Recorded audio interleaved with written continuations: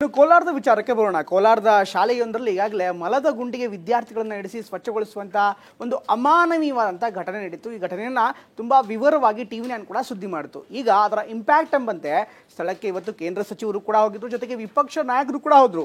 ಎಲ್ಲ ಘಟನೆಗಳಿಗೆ ಸಂಬಂಧಪಟ್ಟಂತೆ ಈಗ ಸರ್ಕಾರದ ಮೇಲೆ ಒತ್ತಡ ಹಾಕಿ ಆ ಒಂದು ಘಟನೆ ಏನಾಗಿದೆ, ಜೊತೆಗೆ ತಪ್ಪಿತಸ್ಥರು ಯಾರಿದ್ದಾರೆ ಅವರಿಗೆ ಶಿಕ್ಷೆ ಕೊಡಿಸುವಂಥ ಕೆಲಸ ಕೂಡ ಆಗ್ತಾ ಇದೆ. ಜೊತೆಗೆ ಆ ಘಟನೆಗೆ ಸಂಬಂಧಪಟ್ಟಂತೆ ಸಂಪೂರ್ಣವಾದಂಥ ವರದಿಯನ್ನು ಕೂಡ ಈಗಾಗಲೇ ಸರ್ಕಾರ ಕೇಳ್ತಾ ಇದೆ. ಮುಚ್ಚೋದಕ್ಕೆ ಪ್ರಯತ್ನ ಮಾಡಿದ್ರು, ಆ ಪ್ರಯತ್ನ ಫಲಕಾರಿ ಆಗಲಿಲ್ಲ. ಆ ಮಕ್ಕಳು ಅವ್ರ ಮಕ್ಕಳಿಗೆ ಫುಲ್ ಟ್ಯೂನ್ ಮಾಡ್ಬಿಟ್ಟವ್ರೆ, ಏನು ನನ್ನ ಪರವಾಗಿ ಒಳ್ಳೇದು ಹೇಳಿ ಅಂತ.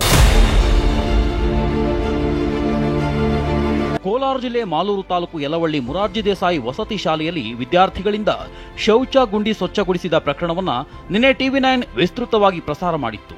ಇದರ ಬೆನ್ನಲ್ಲೇ ಈ ಸುದ್ದಿ ರಾಜ್ಯದಾದ್ಯಂತ ಭಾರಿ ಚರ್ಚೆಗೆ ಗ್ರಾಸವಾಗಿತ್ತು. ಈ ಹಿನ್ನೆಲೆ ಸಮಾಜ ಕಲ್ಯಾಣ ಸಚಿವರು ನಿನ್ನೆಯೇ ಅಲ್ಲಿನ ಪ್ರಾಂಶುಪಾಲೆ ಭಾರತಮ್ಮ, ಶಿಕ್ಷಕರಾದ ಮುನಿಯಪ್ಪ, ಅಭಿಷೇಕ್ ಹಾಗೂ ವಾರ್ಡನ್ ಮಂಜುನಾಥ್ರನ್ನ ಅಮಾನತು ಮಾಡಿ ಅವರ ಮೇಲೆ ಕ್ರಿಮಿನಲ್ ಮೊಕದ್ದಮೆ ದಾಖಲು ಮಾಡಿದ್ರು. ಅಲ್ಲದೆ ಪ್ರಾಂಶುಪಾಲೆ ಭಾರತಮ್ಮ ಮತ್ತು ಮುನಿಯಪ್ಪರನ್ನ ಬಂಧಿಸಲಾಗಿದ್ದು, ಉಳಿದವರು ತಲೆಮರೆಸಿಕೊಂಡಿದ್ದಾರೆ. ಅವರಿಗಾಗಿ ಮಾಸ್ತಿ ಪೊಲೀಸರು ಹುಡುಕಾಡುತ್ತಿದ್ದಾರೆ.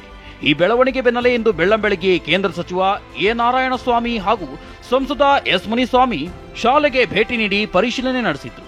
ಕೇಂದ್ರ ಸಚಿವ ಎ ನಾರಾಯಣಸ್ವಾಮಿ ಎದುರೇ ಮೊರಾರ್ಜಿ ವಸತಿ ಶಾಲೆಯ ಲಾಕರ್ ಓಪನ್ ಮಾಡಲಾಗಿದೆ. ಪ್ರಾಂಶುಪಾಲೆ ಬಂಧನ ಹಿನ್ನೆಲೆ ದಾಖಲಾತಿಗಳ ಪರಿಶೀಲನೆ ನಡೆಸಲಾಗಿದೆ. ಇದೇ ವೇಳೆ ಘಟನೆಯ ಬಗ್ಗೆ ಎ ನಾರಾಯಣಸ್ವಾಮಿ ಮಾಹಿತಿ ಪಡೆದಿದ್ದಾರೆ.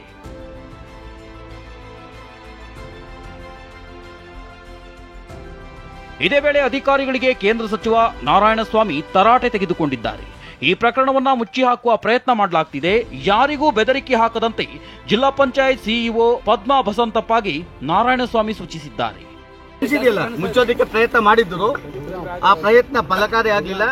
ಯಾವುದೋ ಒಂದು ರೀತಿಯಲ್ಲಿ ಸಮಾಜಕ್ಕೆ, ಸರ್ಕಾರಕ್ಕೆ, ಅಧಿಕಾರಿಗಳಿಗೆ, ಮಾಧ್ಯಮದವರಿಗೆ ಗೊತ್ತಾಗಿದ ತಕ್ಷಣ ಇದು ಎಲ್ಲ ಎಚ್ಚರಿಕೆ ವಹಿಸಿ ಬರ್ತವೆ. ಇದು ಇಡೀ ರಾಜ್ಯದ ಎಲ್ಲ ಹಾಸ್ಟೆಲ್ಗೆ, ಮೊರಾರ್ಜಿ ಶಾಲೆಗೆ ಎಚ್ಚರಿಕೆ ಗಂಟೆ. ಯಾರೇ ಆಗಿರ್ಲಿ, ರಾಜಿ ಪಂಚಾಯಿತಿ ಮುಚ್ಚಾಕ್ಬೇಕಂತ ಪ್ರಯತ್ನ ಮಾಡಿದಂತ ಎಲ್ಲರೂ ಈ ಕೇಸ್ನ ಒಳಗಡೆ ಸೇರ್ಬೇಕಂತ ನಾನು ಒತ್ತಾಯ ಇದೆ. ಇನ್ನು ಮಧ್ಯಾಹ್ನ ವೇಳೆ ಮೊರಾರ್ಜಿ ದೇಸಾಯಿ ವಸತಿ ಶಾಲೆ ಬಳಿಗೆ ಬಂದ ಕೋಲಾರ ಜಿಲ್ಲಾ ಉಸ್ತುವಾರಿ ಸಚಿವ ಭೈರತಿ ಸುರೇಶ್ ಅವರು ಮಲದ ಗುಂಡಿಯ ಬಳಿಗೆ ತೆರಳಿದ್ರು. ನಂತರ ಅದನ್ನ ವೀಕ್ಷಣೆ ಮಾಡಿ ಅಧಿಕಾರಿಗಳೊಂದಿಗೆ ಸಭೆ ನಡೆಸಿ ಮಾಹಿತಿ ಪಡೆದರು. ಬಳಿಕ ಮಾತನಾಡಿದ ಸಚಿವರು, ಇದು ಹಣ ಹಂಚಿಕೊಳ್ಳುವ ವಿಚಾರಕ್ಕೆ ನಡೆದಿರುವ ಗಲಾಟೆಯಿಂದ ಶಾಲೆಯ ಶಿಕ್ಷಕರು ಹಾಗೂ ಸಿಬ್ಬಂದಿಯಲ್ಲಿ 2 ಗುಂಪುಗಳಾಗಿದೆ. ಇದೇ ಇಷ್ಟೆಲ್ಲ ಘಟನೆಗೆ ಕಾರಣ ಅಂತ ಹೇಳಿದ್ದಾರೆ. ದುಡ್ಡು ಕೊಟ್ಟು ಕ್ಲೀನ್ ಮಾಡಿಸದೆ ಮಕ್ಕಳ ಕೈಯಿಂದಲೇ ಕ್ಲೀನ್ ಮಾಡಿಸಿದ್ದಾರೆ ಅಂತ ಹೇಳಿದ್ದಾರೆ. 1 ವರ್ಷದಿಂದ 2 ಗುಂಪುಗಳಾಗಿವೆ. ನೀವು ಹೇಳಿರೋ ಪ್ರಕಾರ ಅದೇನೆ ನಾನು ಹೇಳ್ಬಾರ್ದು, ನಾನು ಕೇಳಿದ್ ನಾನು ಹೇಳ್ತಾ ಇದ್ದೀನಿ. 25 ಲೀಟರ್ಗೆ 3 ಲೀಟರ್ ಹಾಲು ಕೊಡ್ತಾರೆ. ಈಗ ಅದೇ ವಿಚಾರಣೆ ಎಲ್ಲಾನು ಈಗ ಯಾವನ್ ತಪ್ಪು ಮಾಡಿದ್ದಾನೆ, ಯಾವ್ಯಾವ ಇದರಲ್ಲಿ ಯಾವುದೇ ನೋ ಕಂಪ್ಲೇಂಟ್, ಯಾರು ಟೀಚರ್ಸ್ ಮಾಡಿದಾರೋ ಅವ್ರ ವಿರುದ್ಧ ತಗೊಳ್ಳುವಂತ ಕ್ರಮ ಇಡೀ ರಾಜ್ಯದ ಮೊರಾರ್ಜಿ ಶಾಲೆಯ ಮಕ್ಕಳಿಗಾಗ್ಲಿ ಅವರಿಗೆ ಮಾದರಿ ಆಗಬೇಕು, ಅವ್ರ ಭಯ ಬೀಳ್ಬೇಕು. ಇನ್ನು ವಸತಿ ಶಾಲೆಯಲ್ಲಿ ನಡೆದಿರುವ ಮಕ್ಕಳಿಂದ ಮಲದ ಗುಂಡಿ ಕ್ಲೀನ್ ಮಾಡಿಸಿರುವ ವಿಚಾರವನ್ನ ಬಿಜೆಪಿ ಸೀರಿಯಸ್ ಆಗಿ ತೆಗೆದುಕೊಂಡಿದೆ. ವಿಪಕ್ಷ ನಾಯಕ ಆರ್ ಅಶೋಕ್ ನೇತೃತ್ವದಲ್ಲಿ ವಿಧಾನ ಪರಿಷತ್ ಸದಸ್ಯರಾದ ರವಿಕುಮಾರ್, ಛಲವಾದಿ ನಾರಾಯಣಸ್ವಾಮಿ, ಭಾರತಿ ಶೆಟ್ಟಿ, ತೇಜಸ್ವಿನಿ ರಮೇಶ್ ಸೇರಿದಂತೆ ಹಲವು ಶಾಸಕರು ವಸತಿ ಶಾಲೆಗೆ ಭೇಟಿ ನೀಡಿ ಪರಿಶೀಲನೆ ನಡೆಸಿದ್ರು.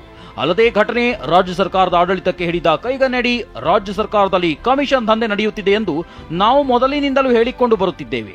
ಕಮಿಷನ್ ದಂಧೆಯ ಒಂದು ಭಾಗವೇ ಈ ಘಟನೆ ಎಂದು ಆರೋಪಿಸಿದ್ರು. ನನ್ಗನ್ಸ್ತದೆ ಎಲ್ಲೋ ಈ ಸರ್ಕಾರಕ್ಕೆ ತಾಳನೂ ಇಲ್ಲ, ಮೇಳನೂ ಇಲ್ಲ, ಏನೂ ಇಲ್ಲ. ಟ್ರಾನ್ಸ್ಫರ್ ಮಾಡ್ಕೊಂಡು ದಂಧೆ. ಈಗ ನಾನು ಕೇಳಿದೆಲ್ಲ ಯಾಕೆ ಊಟ ಕೊಡಲ್ಲ ಅಂದರೆ ಎಲ್ಲ ವಸೂಲಿ. ನನ್ಗನ್ಸ್ತದೆ ಎಲ್ಲ ಮೇಲಧಿಕಾರಿಗಳಿಗೆಲ್ಲ ದುಡ್ಡು ಕೊಡ್ಬೇಕನ್ನೋ, ಅದಕ್ಕೋಸ್ಕರ ಮಕ್ಕಳಿಗೆಲ್ಲ ಹಾಲು ಇಲ್ಲ, ಸಾರು ಇಲ್ಲ, ಬರೀ ಮುದ್ದೆ ಕೊಟ್ಕೊಂಡು ಕೆಲಸ ಮಾಡ್ತಾ ಇದ್ದಾರೆ.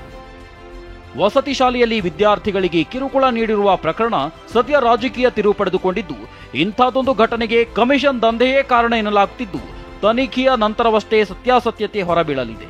ಅದೇನೇ ಇರಲಿ, ಮಕ್ಕಳನ್ನ ಮಲದ ಗುಂಡಿಗೆ ಇಳಿಸಿದ್ದು ಮಾತ್ರ ನಿಜಕ್ಕೂ ಹೇಯ ಕೃತ್ಯ. ರಾಜೇಂದ್ರ ಸಿಂಹ, TV9